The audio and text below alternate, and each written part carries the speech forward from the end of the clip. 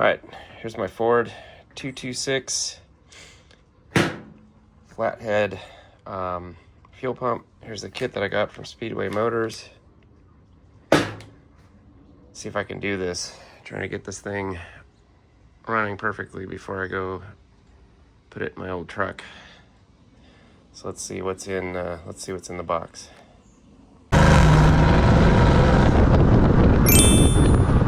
So we've got the new spring. This seems to be the two-piece arm for a flathead Ford. Again, this is a 226 pump. So Speedway Motors, it says this works for the 226 also. These are some assorted parts. I don't know what these things are. Two types of gaskets, these things, and the diaphragm. That's what's in the box. This fuel pump has a pin that's I don't know how you say this. It's all mushroomed out on the top of the washer underneath it. I tried driving it back with a chisel, but I think I'm just gonna try drilling this out to remove the pin. So whatever this is made out, it was pretty soft. I was able to drill it out and remove the washer. I'm gonna try to pound it out. Try to use a drill chuck to back this up so it's able to drive without moving. Let's see how that goes.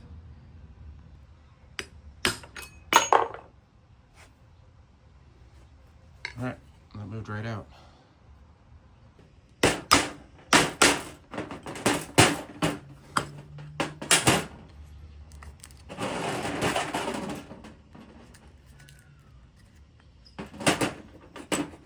All right, there's the pin. There's the arm. Again, this is for a 6-cylinder. And let's figure out how to get this thing out.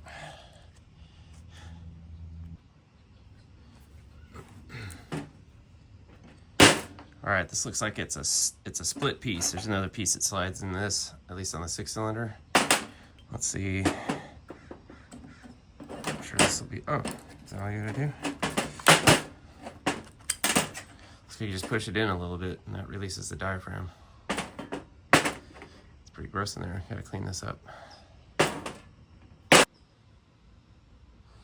So now I've got the diaphragm spring out. Here's the old versus the new. Height difference, I mean, maybe since it's been in there for 75 years, it's a little shorter.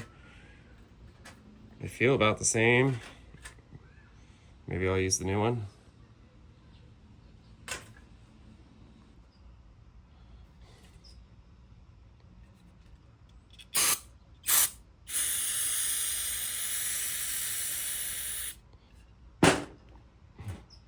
Take a shot of that.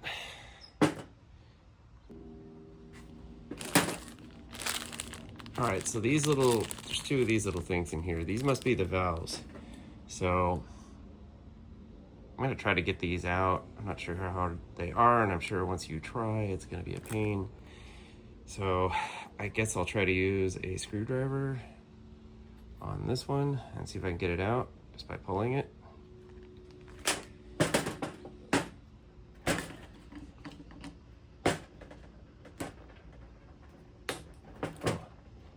It's going, not too bad.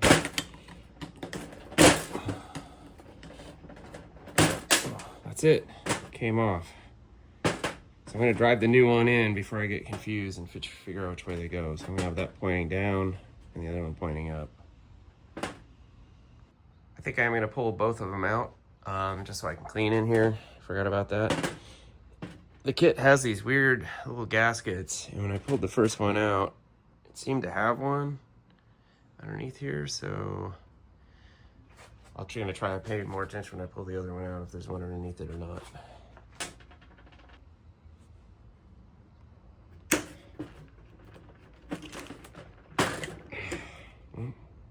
Part of it came out.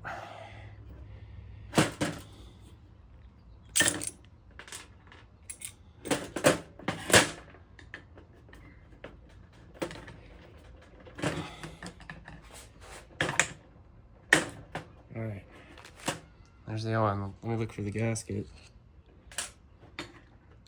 Huh? This this was underneath it, so I guess that's what those are for. You gotta put them in. All right, so I cleaned up the parts best I could here in a few minutes. And about to reinstall the valves first. I must start with that. Cleaned up the shot glass here. Careful not to drop this. Now, I don't know if you can see it, but it says AC. So I don't know if that's AC Delco or if the original Fords. I'm sure this thing is not the original one, but maybe you could go back to the auto parts store in the 60s and pick one of these up. They probably had it in stock because these trucks are so common. Anyway, let's try to put it together. All right, let's see how hard it is to get the first one in. Got the little gasket underneath it. So I don't know. Maybe I'll put it in a little vise and use punches and just drive it in that way.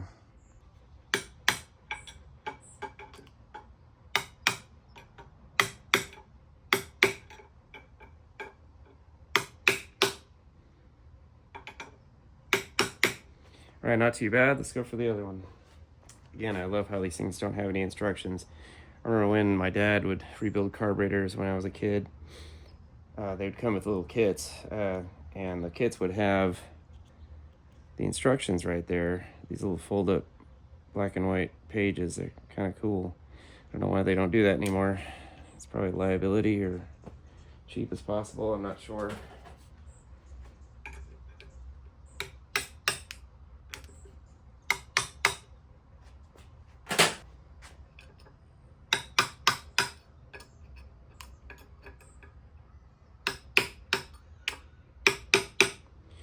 All right, hopefully I put them in the right order and I'm ready to move to the next step.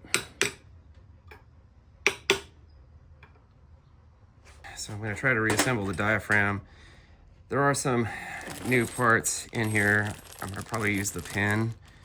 Looks like this is the same, but this isn't significantly worn. I'm going to use the original stuff. It's probably going to fit better.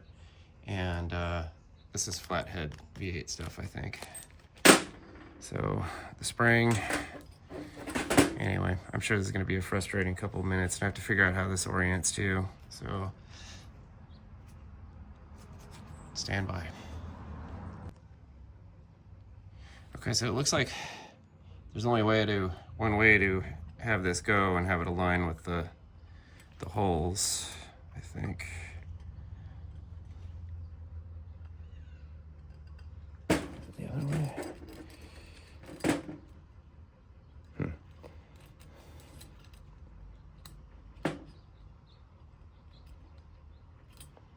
Spin. It's not.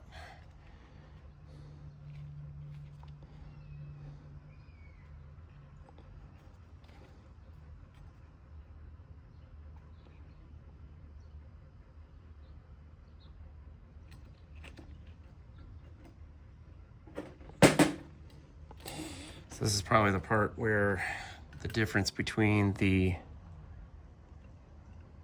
flathead V8 and the 6-cylinder is going to present itself. Not sure if this thing spins. Maybe this thing spins. It doesn't seem to. Let me see if I can spin that in the vise. All right, so I'm fairly certain that this is supposed to point forward, but when I do that, the holes don't line up. I did pick up this gasket hole punch on for another project. I think I'm going to try to mark these and punch them. So this isn't, otherwise it's going to be impossible to get these screws in and to do this out here. So I'm going to try to punch these on something, maybe a block of wood, and realign this part to the diaphragm. I think that's what I'm going to have to do. All right, so I'm going around and just marking where these go. And then I'll be able to just use a punch so I can get the little screws through there.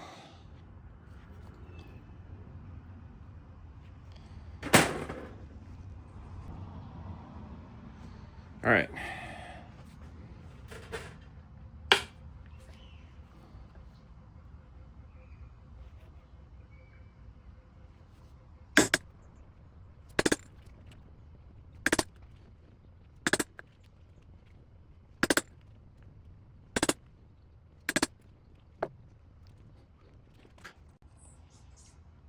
Okay, with any luck, I'll be able to get the screws through the new holes.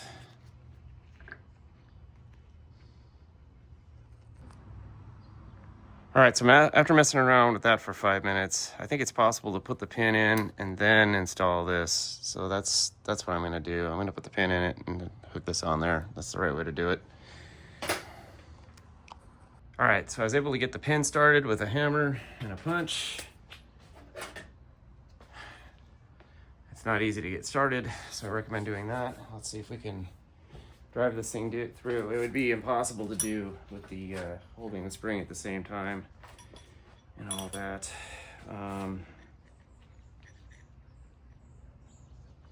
Let's see if we can get this to go in there.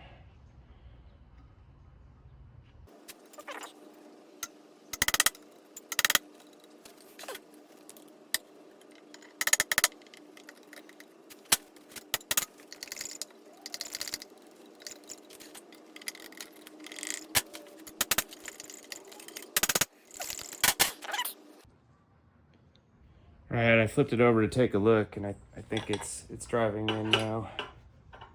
A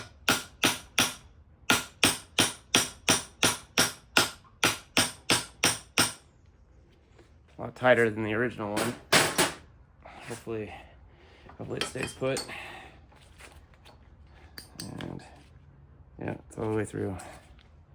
Next up. So I think before I do the diaphragm, I'm gonna try to get this one on here. Again, it's a new one. I think the old one flew away. Let's see if we can get it in here. It's maybe a little light. Seems to be 2 little lugs on this thing. I'm gonna try to get them on there. Maybe it's gonna be easy. All right, that pin's pretty tight. I think it's gonna fight me for a little bit. I'm gonna get some oil in there. Oops, get some oil into that. All right, now let's deal with this. Let's see if we can get this thing hooked in. This is being the hardest part here. We fix the issue with this pointing in the right way. So with any luck, we'll be able to get this thing on here. I'm sure there's gonna be some time lapse right here too. Whoops, get this out of the way. All right, here we go.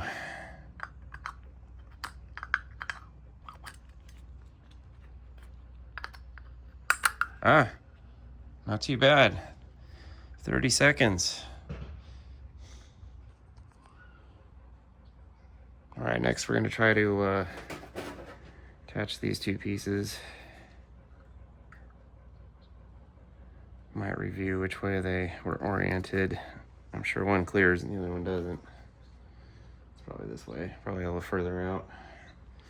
Let me check that out on the engine. Stand by. All right, 2 screws started, and again I had to repunch all the holes so that would line up. This may or may not be difficult. Maybe I could run a drill bit if things aren't right. It is rubber. Hopefully it'll just push over.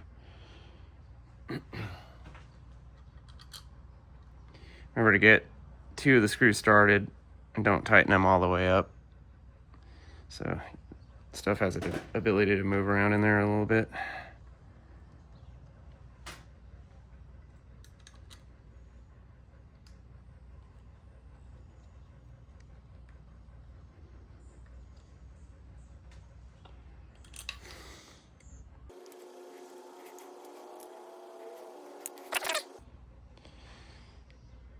All right, here's the last part with no instructions. I'm assuming this is the oil filter. I mean the the fuel filter. And this seems to be the only gasket that fits in here. This is for the shot glass. Let's try to find that thing. Don't drop these, it is glass. It's probably kind of tight now. Not sure how tight it should be, probably snug. And that's it. Not too bad. I think I did it in about an hour with making a video and everything. So, see if this thing works. Thank you for watching.